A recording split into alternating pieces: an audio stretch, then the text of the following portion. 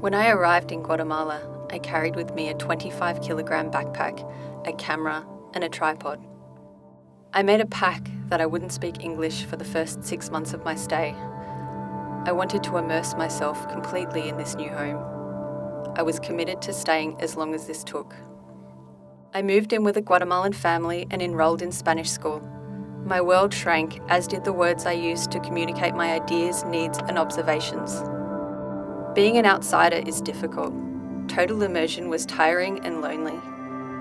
After class, I walked the streets with nowhere in particular to go. I captured the new things I noticed. I felt protected by my camera. It gave me a sense of purpose. I was asked to take photos at a wedding. Afterwards, looking at my photos, I realised that I was very uncomfortable with what I saw. Doubt started creeping in about what I was actually seeking to capture. Was I exoticizing the culture instead of participating as an invited guest? This photograph was taken on a day celebrating the opening of a school. I swooped in and captured something I wanted to say about Guatemala: Indigenous and American symbolism, their sense of fatigue. But looking back, I asked myself, what would the people in this picture say about this image? Would they say that it was a photo about Indigenous oppression?